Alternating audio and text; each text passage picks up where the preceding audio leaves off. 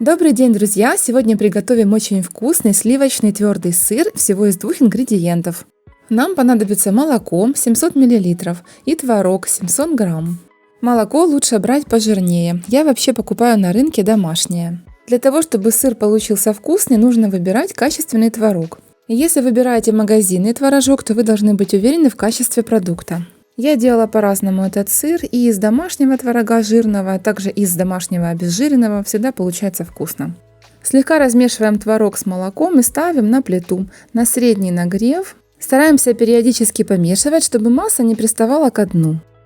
В процессе нагрева довольно быстро начинает отделяться сыворотка.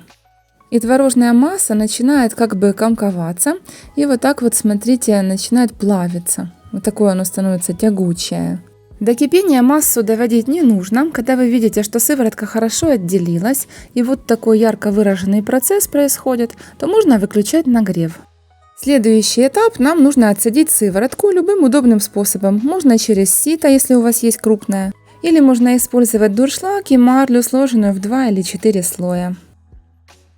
Даем стечь сыворотке несколько минут. Сильно отжимать не нужно. Далее берем небольшую кастрюльку или миску, как удобнее. И приступаем к самому интересному. Добавляем неполную чайную ложку соли или на ваш вкус. И на это количество 2/3 чайной ложки соды. Больше добавлять не нужно, чтобы потом не отдавало соды в готовом изделии. Еще добавляем кусочек сливочного масла 40 грамм. Можно положить и больше. По желанию можно добавить также ваши любимые специи. Берем кастрюльку побольше, делаем из нее водяную баню и помещаем туда кастрюльку с нашим сыром.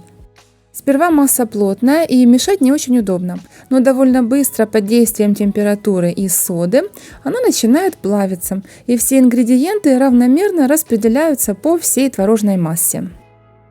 Нужно постоянно помешивать массу, чтобы она не приставала ко дну. Друзья, этот процесс происходит довольно быстро. Вот видите, уже творог начинает плавиться хорошо, масса становится более тягучая. Если остаются белые крупинки, ничего страшного, они потом разойдутся. Убираем массу с водяной бани и перекладываем в формочку, любая, которая у вас есть. Даже можно использовать обычную глубокую тарелочку. Стараемся массу укладывать поплотнее, прижимаем ложечкой. Друзья, надеюсь, вам понравится такой простой, проверенный и быстрый способ приготовления домашнего твердого сыра. Поделитесь, пожалуйста, этим видео в своих соцсетях и подпишитесь на канал.